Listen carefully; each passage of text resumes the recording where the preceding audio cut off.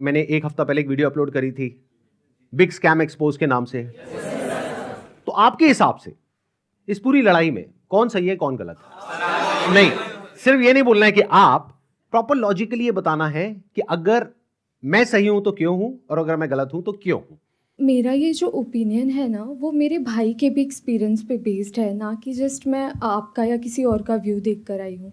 Basically मैंने इसको बहुत करीब से देखा है, क्योंकि जब हम 11th और 12th में थे, अभी मैं यूपीएससी कर रही हूँ यहाँ पर, तो जब हम 11th और 12th में थे तो मेरे भाई को भी ऐसे लोगों ने अप्रोच किया था, मुझे भी कई बार अप्रोच किया था। वहां पे आपने देखा होगा किस तरीके से मोटिवेट किया जाता है, कैसे एक इंसान एक को अलग सा ही इन्वायरमेंट क्रिएट कर दिया जाता है कि आपको समझ में ही नहीं आएगा कि क्या गलत है क्या सही है। वो इतने कॉन्फिडेंट हो गए, स्पेशली एक लड़की थी, मेरी फ्रेंड थी, वो मुझे बोलती थी कि तू चल तू चल।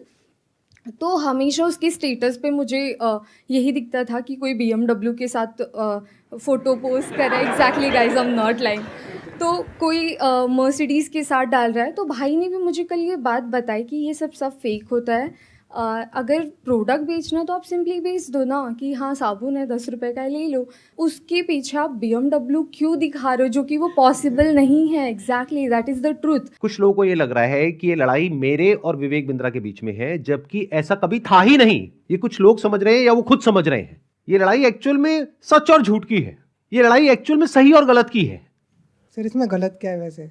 सर वो कोई तिकड़म लगा के अपना कोई प्रोडक्ट बेच रहा है। सर ऐसे बहुत सारे लोग हैं दुनिया में जो कुछ ना कुछ कर ही रहे हैं, कई सारी टैक्टिक्स लगा रहे हैं। और जैसे एडवर्टीजमेंट में बहुत सारा कुछ होता है, तो सर ये भी इसने भी कोई अपनी टैक्टिक्स निकाली है, तो उसमें सर गलत क्या है अपना प्रोडक्ट बेचने वेरी गुड पॉइंट कि इसमें गलत क्या है। कोई बताना चाहेगा कि इसमें कुछ गलत है या नहीं है या ये सही है? सर बेसिकली इसमें सबसे पहले हमारे लोग 18 to 25 के एज ग्रुप के बच्चों को टारगेट किया जाता है और इसमें उनको सेमिनार तक ले जाया जाता है और उनको ज़बरदस्ती आप अपने कुछ भी बेच रहे हो उन्हें फंसा दिया जाता है। सर अजीब टाइप के वहाँ म्यूजिक वगैरह चल रहे होते सेमिनार में। मैं खुद भी ज्वाइन किया था कंपनी में और वो बोलते थे कि आपको आपकी दाढ़ी आने से पहले आपकी गाड़ी आ जाएगी। आई नहीं सर। सर सबसे पहले मैं ये कहना चाहूँगा, क्योंकि जिस आपने बिग स्कैम वीडियो अपलोड की यूट्यूब पे, उसमें आपने ना नाम किसी का बताया ना कंपनी का नाम लिया। तो अगर मैं जैसे चोरी कर रहा हूँ, आप चोर चोर कह रहे हैं, अगर मैंने वो गलती की है तो ऑब्वियसली मैं चिढ़ूंगा उस बात से। आप अगर नाम लेते तो गलत था, कंपनी का या उनका या किसी स्पेसिफिक पर्सन का, तो गलत होता। आपने नाम तो नहीं लिया, और अगर नाम नहीं लिया है आपने और अगर मैं गलत हूँ तो मैं चिढ़ूंगा। और एक और मजेदार बात बताइए, जब वो वीडियो अपलोड हुई कितनों को समझ आया था मैं किसके बारे में बात कर रहा हूं? बहुत कम लोगों को। अगर वो कुछ नहीं करते, चुपचाप बैठे रहते, तो 2 दिन में सब भूल भाल जाता सब खत्म हो जाता। मतलब एक टीचर है जो क्लास में सामने खड़े होकर के बोल रही है तुम में से किसी एक ने चोरी करी है, और एक बच्चा खड़ा होकर के बोलता है मैंने चोरी नहीं करी है, मैंने चोरी नहीं करी। अरे नहीं करी तो बैठा रहे ना चुपचाप। सर इस पर मैं अपने थॉट शेयर करना चाहूँगा। सबसे पहले तो कोई कोर्स बेचना या प्रोडक्ट बेचना कोई गलत नहीं है, लेकिन प्रोडक्ट का अगर आप 50,000 का बेच रहे हो तो उसकी औकात भी होनी चाहिए उतनी। उनके प्रोडक्ट की औकात है 100 रुपये की, लेकिन बेच रहे हैं 50,000 में। सर एक पॉइंट और मैं शेयर करना चाहूँगा। प्लीज बोलिए। लाइक किसी को पसंद नहीं आया और आप उससे कह रहे हो कि आप दूसरों को सेल करो, तो वो उससे ही बड़ा स्कैम है। असली स्कैम ये है, ध्यान से समझ लो सब लोग, कि एक प्रोडक्ट जो आपको पसंद नहीं आया, आप अपने पैसे वापस मांग रहे हो, लेकिन आपको कहा जा रहा है अगर आपको अपने पैसे वापस चाहिए तो अपने जैसे और 4 बेवकूफ पकड़ करके लाओ और उस पर 30% 35% जो भी है कमीशन लो, और जो आपने पैसा लगाया वो पूरा पैसा आपको वापस। ये स्कैम है। अच्छा, इसी में अगर कोई जेन्युइन प्रोडक्ट हो तो क्या ये स्कैम है? नो सर, नहीं है। ये भी ध्यान से समझ लेना। तो मजे की बात यह है कि जब मैंने स्कैम को एक्सपोज किया तो ऐसी हजारों कंपनीज हैं इंडिया में, उनमें से सिर्फ एक ही कंपनी वाले और उस कंपनी का मालिक नहा धो करके मेरे पीछे पड़ गया। इसका मतलब क्या निकालोगे? अब आ करके कह रहे हैं कि बताओ इसमें स्कैम क्या है, तो ठीक है मैं बताता हूं स्कैम क्या है। आज अच्छे से बताता हूं और पूरी दुनिया को समझाता हूं कि स्कैम होता क्या है। तो एक काम करते हैं, एक वीडियो देखते हैं। उस वीडियो को देखने के बाद में आप लोग अपने व्यूज बताइएगा कि स्कैम है या नहीं है। दोस्तों मेरा नाम नीरज है, मैं राजस्थान जोधपुर से हूँ। बड़ा बिजनेस है। अभी 5 दिन पहले 4 तारीख को 4 सितंबर को मुझसे एग्रीमेंट पे साइन करवाया और बोले कि आपका जो ये केस है हम सोल्व कर देंगे और जो आपका बाकी पेमेंट है वो हम आपको रिफंड कर देंगे। 4 तारीख के बाद हमारा एग्रीमेंट हुआ, मुझे सेटलमेंट एग्रीमेंट दिया कि आप एग्रीमेंट पे साइन करो, इसको अच्छे से रीड करो, पढ़ो इसको, फिर आप साइन करके हमें भेजो, तब हम आपका जो पैसा है वो हम आपको रिफंड कर देंगे। मेरा जो भी पैसा है मैक्सिमम जो है अब 35,000 मेरा पैसा बड़ा बिजनेस में भी बाकी है। लॉस तो अगर मैं बोलूँ तो मेरा कैश का 1 लाख का मेरा लॉस हुआ है 2 साल के अंदर। एक साल मैंने फुल काम किया, DMT भी पैसा खर्च किया, आना जाना बहुत स्ट्रगल किया, लेकिन पैसा नहीं कमा पाया। 1 लाख का मैं लॉस करके बैठा हूँ। लेकिन जो बड़ा बिजनेस को मैंने दिया था उसमें मेरा 35,000 अभी बाकी है बड़ा बिजनेस लेने का। और जो हमारा एग्रीमेंट का साइन हुआ था वो हुआ था 40,000 का। तो मेरा समीर करके नाम है, तो उन्होंने मुझको एग्रीमेंट दिया और बोला कि 40,290 रुपये जो अमाउंट है वो आपके हम अकाउंट में ट्रांसफ़र कर देंगे जब आप एग्रीमेंट साइन करके हमें भेजोगे उसके बाद। तो मुझे 2-3 दिन बोलते रहे, सर कल होगा, परसों होगा, 24 घंटे 48 घंटे ऐसे ही बोलते लास्ट में आके बोला सर आपको रिफंड नहीं होगा, आप हमारे रिफंड कैटेगरी में नहीं आते। और उसके बाद मेरे को बोला सर हमारे एक सीनियर आपको कॉल करेंगे, लेकिन उनके किसी भी सीनियर्स का मेरे पास कॉल नहीं आया, ना मुझे व्हाट्सएप पे रिप्लाई दे रहे हैं। यहाँ पे कुछ पोस्ट हैं वो भी मैं आपको शेयर कर दूंगा स्क्रीनशॉट, जो आप देख सकते हो कि कितना बड़ा मेरे साथ फ्रॉड हुआ है। तो अगर आपको भी ऐसे सेटलमेंट एग्रीमेंट दिया जाता है कि आप साइन करिए और आपको पैसा हम रिफंड दे देंगे, तो मेरे दोस्तों ये बिल्कुल भी भूल के भी मत करना एग्रीमेंट साइन। पहले आप उनको बोलो कि पहले पेमेंट दो, उसके बाद हम एग्रीमेंट साइन करेंगे। देखो भाई एग्रीमेंट क्या है, क्योंकि हम मिडिल क्लास फैमिली से गरीब लोग हैं, हमें सिर्फ अपने काम से मतलब होता है ना। तो हमें जब अपना पैसा मिल जाएगा तो हम पैसा लेके हमें क्या करना बड़ा बिजनेस है ना, हम उनके बारे में नेगेटिव क्यों बोलेंगे। उसके बाद इन्होंने मुझसे वीडियो भी बनवाया, मेरा यूट्यूब चैनल था वो भी डिलीट करवा दिया, व्हाट्सअप ग्रुप भी डिलीट करवा दिया, लेकिन मेरा पैसा इन्होंने रिफंड नहीं किया। जो उन्होंने बोला मैंने वो किया, लेकिन मेरा पैसा इन्होंने रिफंड नहीं किया है। इसलिए मैं दोबारा सब वीडियो बनाना सोशल मीडिया पर जब तक मेरा पैसा नहीं मिल जाता है मैं तब तक वीडियो बनाता रहूँगा और अपनी लड़ाई में लड़ता रहूँगा। अगर वो मेरी तरफ लीगल एक्शन भी मेरे ऊपर लेंगे तो उसका मेरे को कोई दिक्कत नहीं है, क्योंकि वैसे भी हम बर्बाद हो चुके हैं, हमारा पूरा सब कुछ है जो उजड़ चुका है ना। तभी इससे बुरा हमारे साथ जो भी होगा वो देखा जाएगा, और जो बुरा हमारे साथ हो चुका है इससे ज़्यादा बुरा हमारे साथ नहीं हो सकता है ना, और ना भी वो कर सकते। जितना बुरा होना था वो हमारे साथ हो चुका है। मैं जब भी IBC के बारे में सोचता हूँ मुझे ऐसा लगता है कि मेरा पैसा भी बर्बाद हो गया, मेरा टाइम भी बर्बाद हो गया। मैंने इतना ट्रस्ट किया था विवेक बिंद्रा जी पर, मेरा ट्रस्ट भी चला गया और मुझे सुसाइडल थॉट आते हैं। और मैं अगर कंपनी मेरा पैसा रिटर्न नहीं करती है तो मैं सुसाइड करूँगा। और मैंने 10-12 वीडियो बना करके अलग अलग चैनल पर डाल दिए हैं और शेड्यूल कर दिया है। मेरे ना होने के बाद वो वीडियोस रिलीज होते जाएंगे जिस पे मैंने बताया है कि किस तरीके से मैंने डॉक्टर विवेक बिंद्रा जी का वो सब भी लगा दिया कि मेल पर कि मैंने पैसा डाला था, और मेरा चैनल स्ट्राइक पड़वा दी गई है। और मुझे बोलने की भी वो नहीं दिया कि मैं बोल सकता हूँ, इसलिए मैं ये बिल्कुल नए चैनल पर ये वीडियो डाल रहा हूँ। और मैंने 10-12 वीडियोस और बना के रखे हैं जो मैं 10-12 अलग अलग चैनल्स पर मैंने डाल दिए, अपलोड कर दिया है, शेड्यूल कर दिया है। अगर बड़ा बिजनेस की टीम मुझे मेरा पैसा नहीं लौटाती है तो मेरे पास कोई ऑप्शन नहीं रहेगा, क्योंकि मुझे अभी फ़िलहाल में वो पैसा चाहिए कैसे भी करके, क्योंकि जिन लोगों से मैंने पैसा लिया है वो लोग डे नाइट मुझे परेशान कर रहे हैं। मैं आपको बताना चाहूँगा कि ये वीडियो हमने रिकॉर्ड नहीं करी है, ये यूट्यूब पर अवेलेबल है, और ऐसी 1-2 नहीं बहुत सारी वीडियोस अवेलेबल हैं अलग अलग लोगों की। और बहुत सारे ऐसे बच्चे हैं जिन्होंने ब्याज पे पैसा लिया है, हम लोग शायद समझ भी नहीं सकते कि इन लोगों के ऊपर क्या बीत रही है। और ऐसी 1-2 नहीं बहुत सारी वीडियोस हैं, आप जा करके यूट्यूब पे सर्च कर सकते हैं। अब जरा इस इंसान के बैकग्राउंड को देखो कि इंसान है कौन। ये अपने नाम के आगे क्या लगाते हैं? डॉक्टर। जब यहां पर ये आए थे तो मुझे लगा था डॉक्टर है, लेकिन बाद में जब मैंने रिसर्च करी अभी पिछले 1 हफ्ते में ये सब जो हुआ है, तो मुझे पता लगा इन्होंने कोई MBBS नहीं किया है इंडिया की किसी भी यूनिवर्सिटी से, या US से, UK से, कहीं से कुछ नहीं किया है। कहां से डिग्री मिली है, कैसे मिली है, वो अगर आप थोड़ा सा रिसर्च करोगे तो आपको समझ आ जाएगा। पाकिस्तान से। किसने बोला पाकिस्तान से? देखो मैं आपको हिंट देता हूं, पाकिस्तान इंडिया का नेबर है, ऐसे ही इंडिया का एक नेबर है बांग्लादेश, श्रीलंका। अभी काम करते हैं, अब लीगली बात करते हैं कि स्कैम है या नहीं है। कि मतलब हमारी कंट्री का जो लॉ है वो क्या बोलता है, उसको स्टडी करते हैं। उसके लिए मेरे पास में कुछ डॉक्यूमेंट्स हैं, इसका मैं लिंक दे दूंगा अपने वीडियो के डिस्क्रिप्शन में नीचे, तो आप क्लिक करके डायरेक्टली जा करके गवर्नमेंट की जो वेबसाइट्स हैं वहां पे जा करके देख सकते हैं, पढ़ सकते हैं। ये मैं नहीं कह रहा हूं, हमारी कंट्री की गवर्नमेंट कह रही है, ये उनके नोटिफिकेशंस हैं। सबसे पहले ये समझो कि ये जो स्कैम्स है ना इस तरह के, ये आज से नहीं चल रहे हैं, ये पिछले 100 साल से चल रहे हैं। तो इसके लिए 1978 में एक एक्ट बना था जिसको बोलते हैं prize chit and money circulation act, जहां पर के इस तरह की जो मनी सर्कुलेशन स्कीम्स होती हैं या पिरामिड स्कीम्स होती हैं उन सबको बैन कर दिया गया था।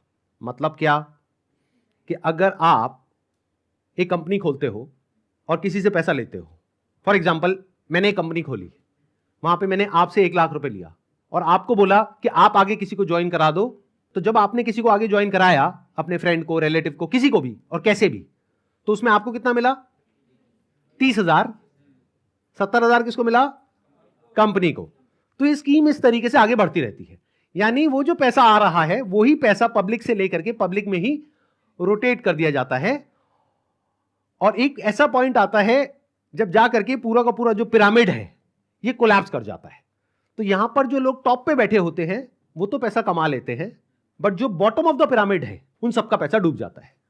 और फिर या तो ये कंपनीज बंद हो जाती हैं या भाग जाती हैं पैसा लेकर के।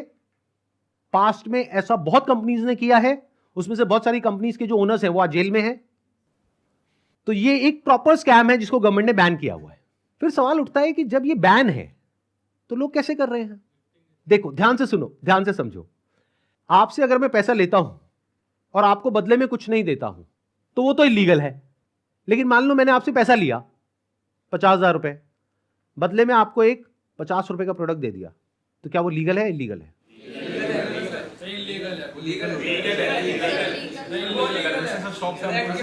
हो गए ना कंफ्यूज? तो ये एक लूपहोल है, ये जो लॉ है उसके अंदर, इसको ये लोग यूज कर रहे हैं। मतलब गवर्नमेंट ने क्या कहा कि अगर आप किसी के घर का दरवाजा तोड़ते हो और अंदर जाते हो और चोरी करते हो तो आपको सजा होगी। लेकिन ये लोग क्या बोल रहे हैं कि देखो दरवाजा लिखा है, खिड़की नहीं लिखा है। खिड़की से तो हम जा सकते हैं ना। तो जो कंपनीज जेन्युइन है और जो फेक है उसमें सबसे बड़ा फर्क क्या होता है कि जो प्रोडक्ट है अगर लोग उसकी वजह से ज्वाइन कर रहे हैं और वही एडवर्टाइजिंग में कहा जा रहा है, वही उसका ओनर कह रहा है, तब तो वो जेन्युइन है। मेरे हाथ में ये रिजर्व बैंक ऑफ इंडिया का सर्कुलर है। इसमें क्लियरली आरबीआई ने यानी रिजर्व बैंक ऑफ इंडिया ने कॉशन किया है public against multi level marketing activities. इसमें मैंने कुछ पॉइंट्स को हाईलाइट किया हुआ है, उसको मैं एक बार आपको एक्सप्लेन कर देता हूं। Income under such schemes majorly comes from enrolling more and more members from whom hefty subscription fees are taken rather than from the sale of products they offer। तो ये आरबीआई का कहना है। मतलब देखना ये है क्या वो जो प्रोडक्ट है और सर्विस है उसका जो प्राइस है वो मार्केट से थोड़ा ज्यादा है या बहुत ज्यादा है। अब आपको एक बहुत मजेदार बात बताता हूं। ये सिखा रहे हैं 10 दिन का एमबीए। 10 दिन में कौन सा एमबीए होता है? मतलब इस हिसाब से आईआईएम और ये जितने टॉप एमबीए कॉलेजेस हैं उसकी प्रिपरेशन के लिए लोग कोचिंग में जाते हैं, तैयारी करते हैं कैट को क्रैक करने के लिए, उस सबकी तो कोई जरूरत ही नहीं है। साक्षात विवेक बिंद्रा जी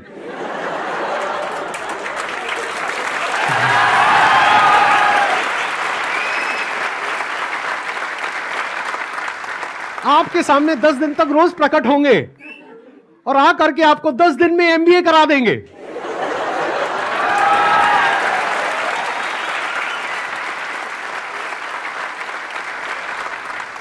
प्रोफेसर साहब एक बात बताइए, आपने अपनी वीडियो में बोला कि एक इमेज मैं 20,000 रुपए की बेच रहा हूं, तो क्या वो स्कैम नहीं है?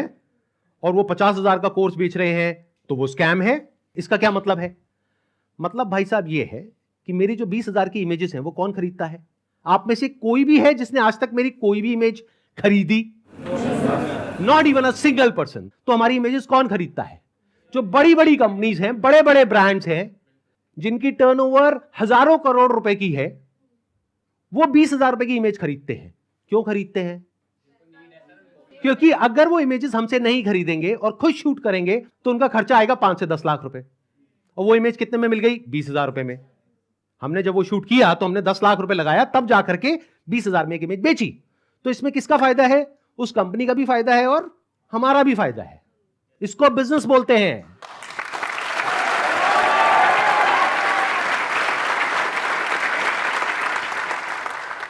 देखते हैं आरबीआई और गवर्नमेंट ऑफ इंडिया क्या कहती है उनके बिजनेस मॉडल के बारे में। The Reserve Bank has also said that acceptance of money under money circulation, multi-level marketing, pyramid structures is a cognizable offense under the Price Cheat and Money Circulation Banning Act 1978. Members of public coming across such offers, ध्यान से सुनना, should immediately lodge a complaint with the state police. ये RBI कह रही है कि अगर आपके साथ में ऐसा कुछ हुआ है तो आपको क्या करना है? You should immediately lodge a complaint with the state police. अब एक और नोटिफिकेशन है जो बहुत इंपॉर्टेंट है, इनफैक्ट मोस्ट इंपॉर्टेंट है इस पूरी की पूरी डिस्कशन के लिए। जितनी भी एमएलएम स्कीम्स चल रही हैं, पिरामिड स्कीम्स चल रही हैं, डायरेक्ट सेलिंग कंपनीज चल रही हैं, एफिलिएट मार्केटिंग कंपनीज चल रही हैं, कि वो लीगल है या इलीगल है, ये कैसे समझा जाए। तो इसके लिए गवर्नमेंट ऑफ इंडिया ने 2021 में एक बहुत ही अच्छा स्टेप उठाया। ये मेरे हाथ में एक नोटिफिकेशन है गवर्नमेंट ऑफ इंडिया का, मिनिस्ट्री ऑफ कंज्यूमर अफेयर्स का। उसमें क्या कहा गया है? ये टोटल 13 पेज का डॉक्यूमेंट है, जिसमें क्या कहा गया है? The central government hereby proposes to frame consumer protection direct selling rules 2021 में आए थे। इसके बारे में बहुत लोगों को पता ही नहीं है, इसलिए ये स्कैम इतने आसानी से चल रहे हैं। अगर पता हो तो इनकी दुकान 2 दिन में बंद हो जाए। डिटेल में अगर आप जानना चाहते हैं इसमें क्या क्या लिखा हुआ है तो नीचे यहाँ पे डिस्क्रिप्शन में आपको लिंक मिलेगा, उस पर क्लिक करके आप देख सकते हैं और पढ़ सकते हैं इसको। मैं बस शॉर्ट में कुछ पॉइंट्स मैंने हाईलाइट करे हुए हैं, वो आपको बताता हूं जो समझना बहुत जरूरी है। It applies to all models of direct selling, whether it is multi level, whether it is single level, whether it is affiliate, किसी भी स्ट्रक्चर से आप सेलिंग कर रहे हो तो आपको इन रूल्स को फॉलो करना है। सबसे पहला रूल क्या है? It has no provision that a direct seller will receive remuneration or incentives for recruitment oblique enrolment of new participants in the direct selling business except as a result of sale of goods or services by them.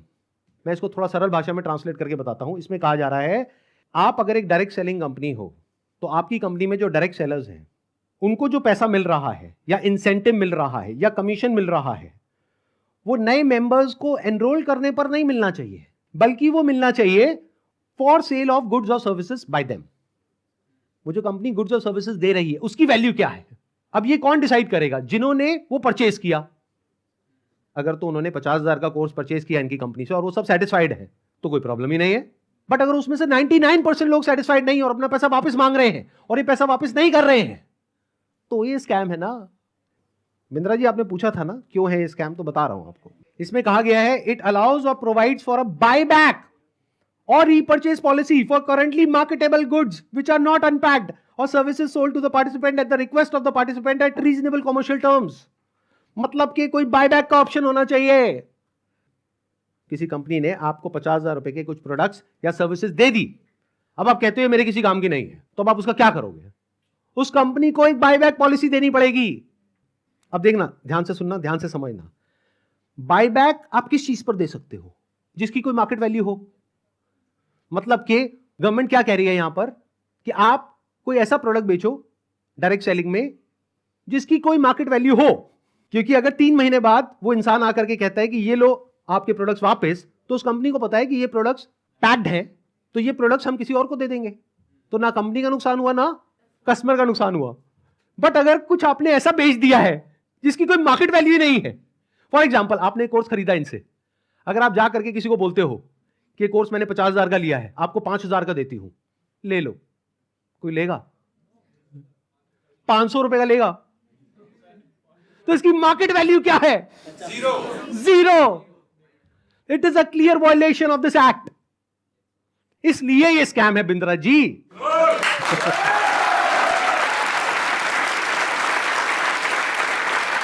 उन्होंने एक बहुत बड़ी गलती कर दी। It was never meant to be Sandeep Maheshwari versus Vivek Bindra. It was just an awareness video. जबरदस्ती आकर के बीच में छलांग मारी है उन्होंने, जबरदस्ती। मेरा मकसद सिर्फ किसी एक पर्सन को टारगेट करना नहीं है, बल्कि सबको अवेयर करवाना है कि देखो दुनिया में ऐसा कुछ हो रहा है, तो बच करके रहो। Miss selling means recklessly misrepresenting a product or service in order to successfully complete a sale.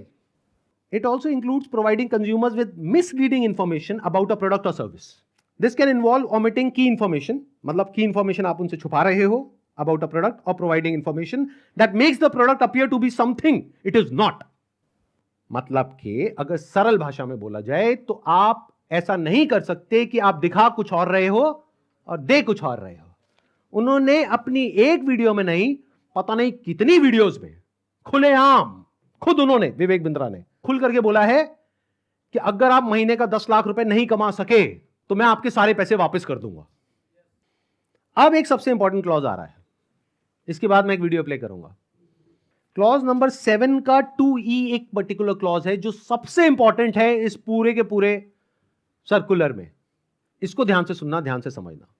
A direct selling entity and direct seller shall not refuse to take back spurious goods or deficient services and refund the consideration paid for goods and services provided.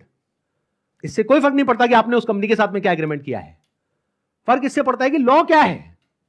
For example, आप किसी के साथ में agreement करते हो किसी का murder करने के लिए, तो आप कोर्ट में जाकर के ये नहीं बोल सकते थे कि हमारा एग्रीमेंट था। क्यों? क्योंकि जो कंट्री का लॉ है वो किसी भी एग्रीमेंट के ऊपर है। The law of the land supersedes all agreements. तो आप लोग जो डर रहे हो ना कि हमने उनके साथ में कॉन्ट्रैक्ट साइन किया, एग्रीमेंट साइन किया है, अरे पहले लॉ को तो देख लो, लॉ क्या कहता है।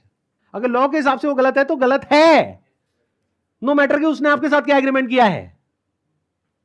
That agreement must be in line with the law of the land. तो ये क्लॉज को मैं दोबारा से पढ़ूंगा, ध्यान से सुनना। A direct selling entity and direct seller shall not refuse to take back deficient services. Deficient word का क्या मतलब होता है? कोई भी ऐसी सर्विसेज जिसमें किसी भी तरह की कोई कमी है और जो कंज्यूमर है वो कहता है कि ये जो आपने मेरे को कोर्स दिया है या प्रोडक्ट दिया है या सर्विस दिया है ये बेकार है, किसी काम की नहीं है, तो उस कंपनी को पैसा रिफंड करना ही पड़ेगा। ये मैं नहीं कह रहा हूं, हमारी कंट्री का लॉ बोल रहा है। अब ये जो मैंने आपको कुछ पॉइंट्स बताए, इसके अकॉर्डिंग एक बार एक छोटी सी वीडियो को देखो, बड़े प्रोफेसर की, देखते हैं वो क्या बोलते हैं।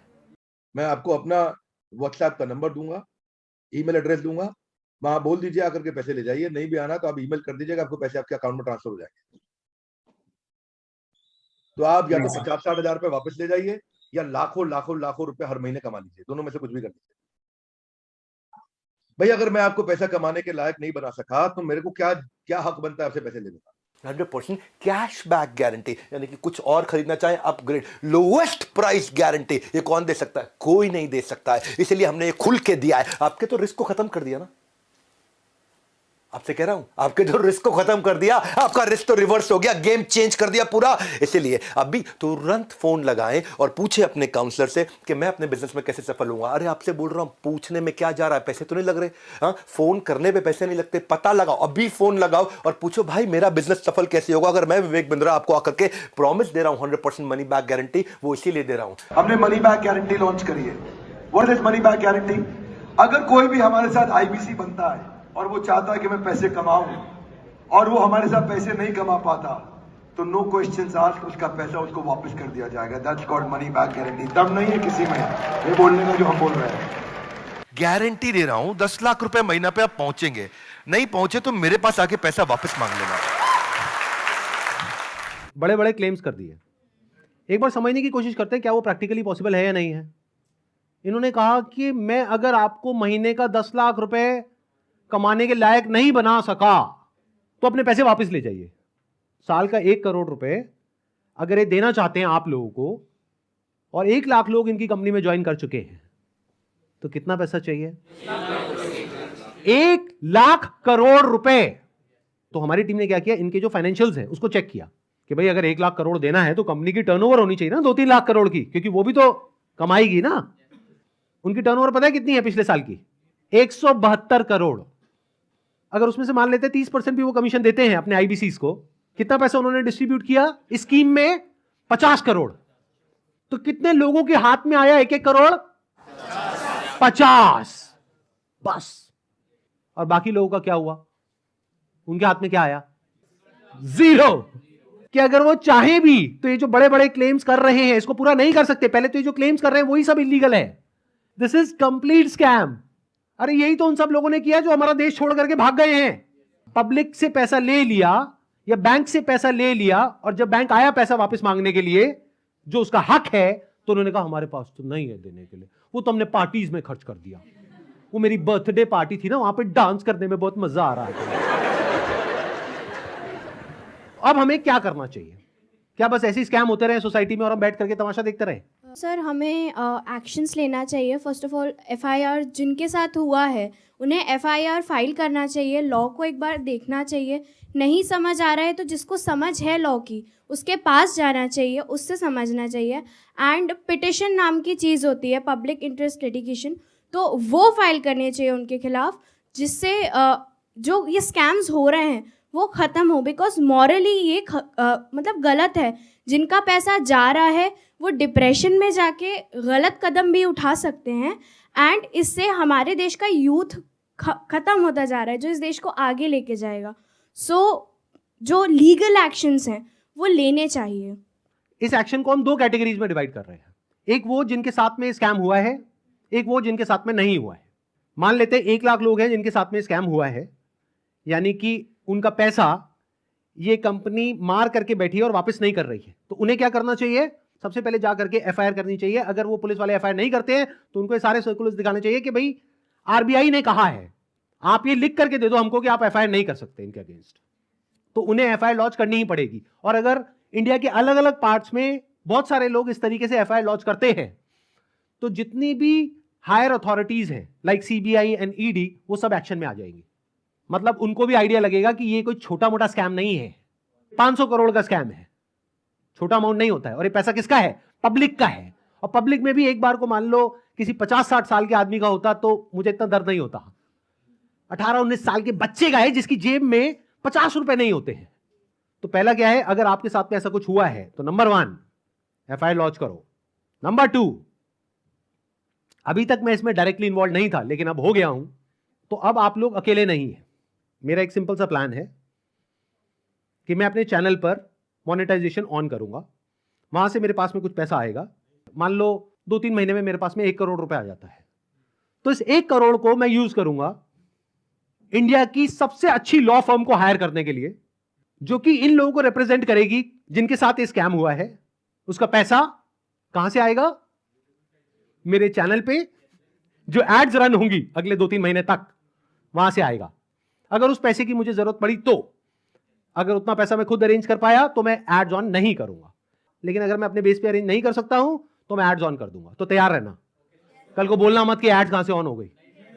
जरूरत पड़ी तो मैं 1-2 महीने के लिए एड्स ऑन करूंगा, फिर बंद कर दूंगा जैसे ही मेरे पास में उतना पैसा आ जाएगा जितना उस लॉ फर्म को देना है। फिर वापस से अगर मेरे पास में पैसा खत्म हो गया उनको देने के लिए 6 महीने बाद, फिर से एड्स ऑन कर देंगे। अपने घर की खेती है, क्या दिक्कत है?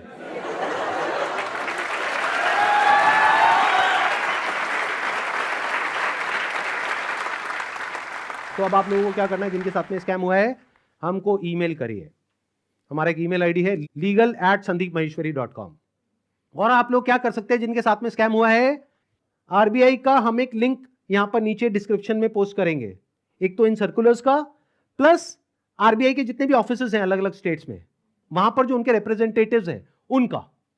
तो आप क्या कर सकते हैं जिनके साथ में ऐसा कुछ हुआ है, एक लेटर लिखिए छोटा सा, उसमें जो भी मन में है इंग्लिश में हिंदी में लिख दीजिए कि आपके साथ में ये हुआ, ये हुआ, ये हुआ, ये हुआ, और आपको अपना पैसा वापस चाहिए, लेकिन वो पैसा वापस नहीं कर रहे हैं।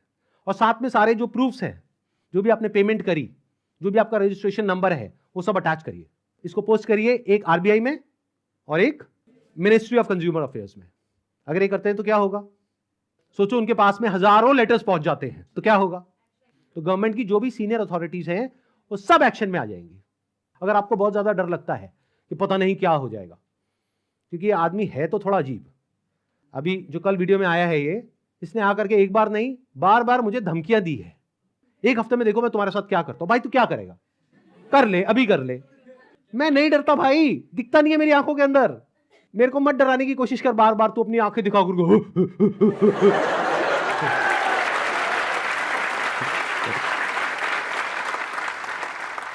अगर मेरे को एक्चुअल में कुछ हो गया अगले 1 हफ्ते में, तो सारा शक किस पे जाएगा? है ना? कैसा प्रोफेसर है? थोड़ा तो बुद्धि यूज कर, थोड़ा तो लॉजिक नाम की चीज यूज कर। पब्लिकली आ करके मेरे को धमकाए चले जा रहा है, क्या ये लीगल है? अच्छा, एक चीज ध्यान में रखनी है आप लोगों को जिनके साथ भी स्कैम हुआ है, चाहे आप हमको ईमेल कर रहे हैं, चाहे आप कहीं पर भी इस तरह से लेटर भेज रहे हैं या ईमेल्स भेज रहे हैं, जहां भी आप भेज रहे हैं, जो भी प्रूफ है पेमेंट का वो साथ में अटैच करिए और अपनी कॉन्टैक्ट डिटेल्स प्रॉपर तरीके से दीजिए, क्योंकि अगर आप हमको ईमेल कर रहे हैं तो हमारी लीगल टीम आपको कॉन्टैक्ट करेगी आपके फैक्ट्स को वेरीफाई करने के लिए। तो ये हो गया एक कैटेगरी उन लोगों की जिनके साथ में स्कैम हुआ है। अब बात करते हैं बाकी के लोग, जो आप लोग हो। क्या आप जेन्युइनली कुछ करना चाहते हो? कितने हैं जो जेन्युइनली कुछ करना चाहते हैं? तो एक हैशटैग है जिसको बहुत तेजी से हमको स्प्रेड करना है। मतलब कि जब ये वीडियो अपलोड होगी उसी दिन ये हैशटैग हर जगह ट्रेंड करना चाहिए। हर यूट्यूब के कमेंट सेक्शन में, ट्विटर पर, इंस्टाग्राम पर, हर जगह इसके बारे में बात होनी चाहिए। उसके पीछे क्या वजह है? क्योंकि जैसे ये वीडियो अपलोड होगी उनको समझ आ जाएगा कि अब उनके लिए सारे दरवाजे बंद हो गए हैं, and it is just a matter of time जब उनके अगेंस्ट बहुत बड़े लेवल पर लीगल एक्शन होने वाला है। तो वो क्या करेंगे? वही जो पास्ट में ऐसे सब लोगों ने किया, वो देश छोड़ करके भागेंगे। इसका टाइम नहीं देना है। तो वो कब हो सकता है? जब आरबीआई के जितने भी सोशल मीडिया पेजेस हैं, मिनिस्ट्री ऑफ कंज्यूमर अफेयर्स के जितने भी सोशल मीडिया पेजेस हैं, वहां पर सब जगह ये हैशटैग ट्रेंड कर रहा हो, तो क्या होगा? इमीडिएटली उसके ऊपर एक्शन होगा। तो अब इनको रोकने का क्या तरीका है? एक हैशटैग है, ध्यान से सुन लो इस हैशटैग को, और ये यहां पे आ भी जाएगा नीचे और वीडियो में भी दिख रहा होगा आपको। Hashtag stop Vivek Bindra. रोको इसको भाई।